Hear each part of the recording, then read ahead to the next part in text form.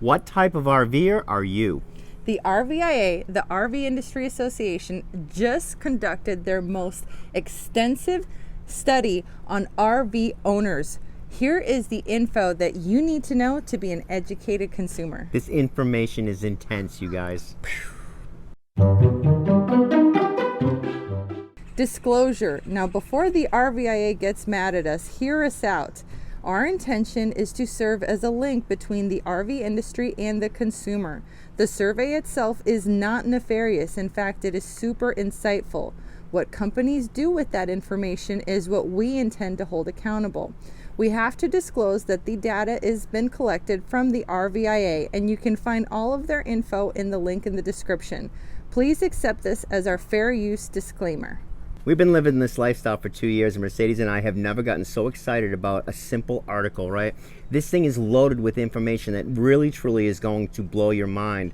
It's also going to arm you with the facts of what the marketing companies are going to be trying to sell you. So the RVIA, the RV Industry Association, has just released this super comprehensive study that they did regarding RV ownership types. This study goes down super detailed, not just into the standard demographic information, but they actually go into the psychographic information. They go into your social habits, the number of travel days you average per year. They go really, really deep, not into the how you RV, but into the why you RV. And the reason that is so important for you as a consumer is you need to know what the marketing angle is that's being used on you when these companies are trying to separate you from your money. Exactly, and what they're selling you is a dream, guys. What they're really trying to do is mirror you so that they can message exactly what you're looking for. Yeah, what scares me is those using it for nefarious purposes. And in their in-depth analysis, they have categorized all RVers into 7 categories. So here's what we're going to do. First, we're going to talk about the big trends that they're seeing overall in the RV industry. Then we're going to detail each one of those 7 categories so you can determine what type of RVer you are. But at the end, we're going to discuss 3 alarming trends that as a consumer you need to be aware of. This is going to impact your pocketbook big. So let's talk about some industry trends that were very alarming. The first of which is that there are 11.2 million households with RVs. That is pure insanity. 11.2 million Americans. Now, what's interesting is that 22% of those RV owners are between the age of 18 and 34. So the days of the stereotypical RVer that's retired, that's spending their golden years on the road is kind of evolving as time has passed. And more younger people are coming into the space. What's even crazier is that according to this study, RV ownership has increased 62% from the last 20 years. So this is insanity when you think about the sheer number of RVs out there. And they're also saying that they're expecting another 9 million RVs sold in the next 5 years. Now here's the statistic that was really worrisome, and we're going to talk more about this later. The average annual usage of an RV is 20 days. What that means is that the average RVer only uses their RV 20 days out of the year. So think about that. Where are you storing it when you're not using it? These are all things you could be considering before you purchase the RV and add into your budget. Well, that's even the point though. How many days are you going to RV? So you take that price tag and divide it by 20. And that's what's scary. That being said, the trend is that of those 9 million new RV owners, most people that are getting into RVing intend to RV for longer periods of time. All right, so now that we know what the industry trends are looking like as a whole, let's dive into the 7 different types of campers. We're going to go deep, and we want you to tell us which type of camper are you. Mind you, you can only pick one. And the first one is happy camper. Yeah, which does kind of suggest that if you don't fall into this category, you must not not a be a happy happy camper. And this only accounts for 3% of RVers, so I'm sorry for the other 97% of you. No, we're actually kidding. This is somebody who is really invested in the RV lifestyle and spends up to 6 months per year RVing. Another interesting fact about the happy camper is that most of them don't have kids, and you gotta wonder if that's why they're so Is that why they're so happy? I kid. But what I found most interesting about this group is that most of them live in fifth wheels. And this makes sense to me because the longer you spend in an RV, the more bigger room you want the RV to be. Yeah, so if you're in an RV for 50% of the year, it makes sense. And Makes total sense. these are the people that are really snowbirding, you know, that live up north most of the year, and then during the winter months they come down to Arizona, Florida. Exactly. Now the only question I have though is I wonder what percentage of these happy campers are stationary and what percentage are actually moving. Right. All right, so the next category are called casual campers. Now overall, this group is the least invested into camping. This is the group that camps the least, with the average days being around 20 to 30 days a year. Yeah, these kind of weekend warriors. Yeah, and what's interesting about this group specifically is that the casual campers were not necessarily the families that weekend warrior. They were talking about people that are retired that weekend warrior. What's interesting is most of these people, when asked to describe themselves socially, over 20% of them describe themselves as the life of the party. So these are social people that are over 55, and it comes to mind this idea of like, hey, I'm retired, I did everything right, now it's time to party, where's the alcohol? Yeah, but with that said, I think you'll see, which doesn't surprise me, in every single one of these 7 groups, you'll see that most of us are natural social distancers. We like to be left alone. We like to be alone. Well, and that's what's interesting about the data, though, is that some of these groups are a lot more social than others. Right. This group also tended to use travel trailers rather than motorhomes and fifth wheels, which makes sense because that is the most entry-level price point. So if you're not really committed to camping, it makes sense to get a travel trailer as opposed to a motorhome. Right, or a pop-up. The next category was called the adventure seekers. Woohoo! And while I'd love to believe that all of us are in some way adventure seekers, And we are.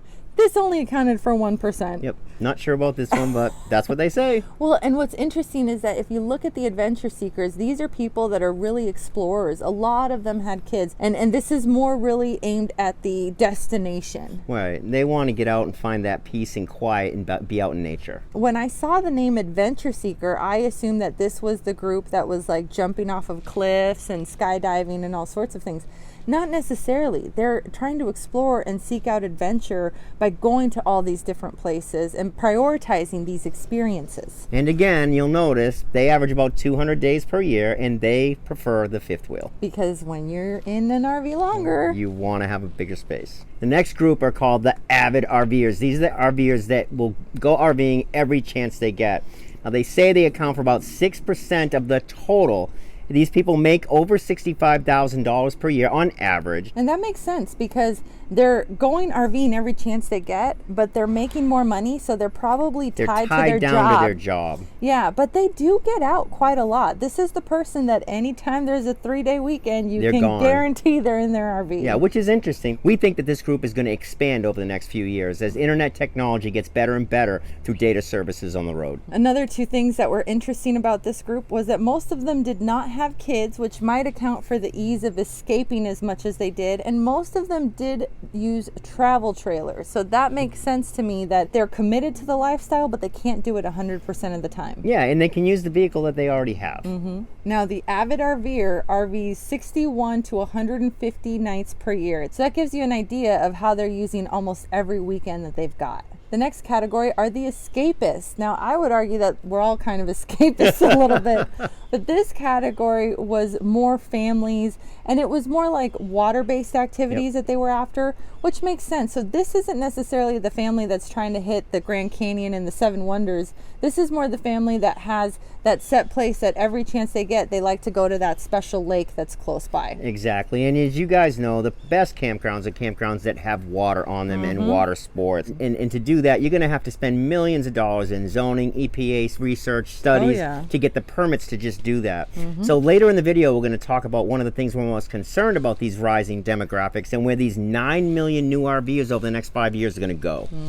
The escapists average 31 to 90 days camping per year, and 30% of them have kids. Now we're guessing that these families may not have a place to store their RV, and the kids go to school during the week, right? And so what they'll do is they'll find a local campground or one that's within a few hours where they can do a seasonal rental, store their RV at the same campground that they escaped to on the weekends or whenever they can. Yeah, they're probably RVing close by, given by. that it's like 30 to 90 days. Yep. The next is the full-timers, and this was very surprising. The percentage of full-timers really surprised me. It did. This only accounted for 1.5% of all the RVers. And that's interesting to me because so many people want to full-time, but very few of us actually do. Right. The full-time RVer is nomadic. They do not have an address. The full-time RVer, if you had to give them one word, their word would be freedom. Freedom, adventure, independence. That would be the full-time nomad, which we are. And we love this lifestyle. It's not for everybody, but we love the lifestyle. Yep. And again, this is going to be different for everybody. Yep. Our job is to arm you guys with all the facts to help you make the best decision that's right for your family and not, buy into the so-called dream that you never really execute. A couple of interesting things about the full-time RVers is that over 72% of them made less than $65,000 a year. So this is not necessarily the highest income producing segment. We're the poor ones. Well, and I think it's that they're the adventure seekers that are willing to give up certain luxuries for experiences. It's a trade-off. In the past, it's always been a lot less expensive to RV than to rent, depending on where you live. But that's changing now. Campground fees are going up. Memberships are going up through the roof now because there's so much people coming in. A very interesting fact about this group is that 70% are women. You believe that? Woo-hoo! This piece blew my mind, and I don't believe it. A big thing that did not surprise us about the full-timers was learning that most of them use fifth wheels. Yep. Shocker. Yeah. The next category was family campers, and this accounted for 33% of RVers. Now, this category was different from the other groups that were family oriented because this one is that family that's really devoted to spending all of that time together as much as possible. And this is kind of the main reason why we RV full time, right? We love being together all the time. We love watching, not missing a minute of Sage growing up. Unlike the other demographics, over half of these people are between the ages of 18 to 34 years old. So this is really that family that is devoted to giving their kids those memories as time goes on. And this group averaged 30 days of camping a year, which was really interesting. It's awesome. We love that. We really believe that RVing is for families. Unfortunately, though, they were kind of tied to their jobs, right? So I believe that's why the family campers couldn't RV more. Right. And I also believe you're going to see this demographic rise over the next few years. As we see now, people can actually take their job on the road with them. I think that's one of the big key insights of 2020 is learning how to work remotely. And I don't think that this data has really accounted for how much Zoom and other remote working strategies of recent times are going to impact these people and impact how many days they're camping. Before we get into the concerning trends, let's talk about the interesting trends that, the full-timers and the adventurers cumulatively only accounted for 2.5% of the whole demographic. And I think that they're the ones that are sucking up the most oxygen. It's true. So it's almost like most RVers are getting into this for this dream of one day being that adventurer, one day being that full-timer, but really most people are not using their RVs quite like that. I was relieved to find out that the adventure seekers weren't a higher percentage because sometimes I feel guilty. When I think of an adventure seeker, I think of someone jumping off cliffs. That's not what I think of it as. I'm an adventure seeker. Well, and I think I feel guilty because I don't jump off cliffs. So I must not be doing enough with my life and enough. I'm not carpe dieming enough, No, that's not true. You jumped off a cliff when you married me, babe. That's for sure. Maybe this is in the other data that hasn't been released, to be fair. But I don't think it accounts for the people that are the bug outers. I don't think it accounts for the people that are doing this alone for maybe a spiritual pilgrimage of sorts. Yep, eat, pray, love. Yeah, the eat, pray, love, that's all the women. That's all the women, full-time women. No, but also in the past, the socioeconomics of RVing was very different. And now they're treating this as an emerging market. Look at all the money coming into RVing. But in the past, in many cases, RVing was for those who couldn't afford the traditional sticks and bricks living. Right. And so I think that just looking at the emerging market side of this without fully accounting for the historical nature of RVing, in my humble opinion, leaves an incomplete picture because now you have this kind of you have this struggle, right, between the people that have been RVing for 20 years and can't afford to anymore. Right. And or there's no space left. Exactly. And the people that are entering into the space. And the full-timers. There are more full-time RVers now than there ever has been in this country's history. Mm-hmm. And I live in a van down by the river. So let's talk about the alarming trends. Yeah, this is the spooky stuff that we saw that we don't think has been accounted for yet. So the first is the average annual usage. 20 days is not enough time, in my personal opinion, to justify the expense of an RV. So think about that, guys. There's 11 million families that have RVs in the United States, and on average, they use it 20 days per year. Let that sink in. So if you're a dreamer thinking that this grass is going to be greener, right? Yeah. Really be honest with yourself. Fit yourself into those 7 categories that they're talking about. Mm-hmm. And are you really going to use your RV for more than 20 days a year? Mm-hmm. This is going to help you with budgeting your RV, which we're going to do a free class on the last Saturday of this month. Yep. We're going to actually use this data to help you figure out which RV is going to be best for you. And so let's say you decide to buy an entry-level RV that is not a motorhome because the towables are cheaper. Let's assume that you have a truck already and that you're just investing the money in the RV. Let's assume you put $20K into a travel trailer. That's going to be a decent travel trailer. But if you average only 20 days a year using it, you are spending $1,000 a day to use that RV, and that doesn't even include the camp fees. That doesn't include the food. That doesn't include the storage, gas. any of that stuff, guys. It's all things that you have to consider when you're budgeting for your RV. So when it comes to the dream versus reality, there's 2 issues here. The first one of which is really when it comes to the businesses that are preying on your dreams and using this to separate you from your money, when really maybe the RV that you're looking at isn't reasonable. Exactly. And the next piece as far as the dream versus reality is really when you go on Instagram and you put in the hashtag RV life, or go on YouTube and you look at an RVing video, it's like what's being portrayed out there is rainbows and butterflies and mountains. Like, very unrealistic expectations. So super, super important to keep that in mind, that whenever someone's trying to sell you something and they're selling you that dream, just be aware that you might be in one of those categories of RVers that doesn't RV enough to justify that. Yeah, and the most important point of all this, guys, is we are all responsible for our own decisions. We're trying to arm you with the facts to help you make a good decision. You should be studying this information for months before you even walk into a dealership. Oh, not only that, but it might be cheaper for you to rent an RV 20 days out of the year than to buy one. Right, or even just buy a cheap one and do it on the weekends a few times. See if you really like it. There's lots of ways to jump into the lifestyle. Once you make that decision, you pull the trigger. It's not their fault. It's not their fault. It's your fault. And so do the homework. So let's talk about one of the other trends that was really worrisome about this.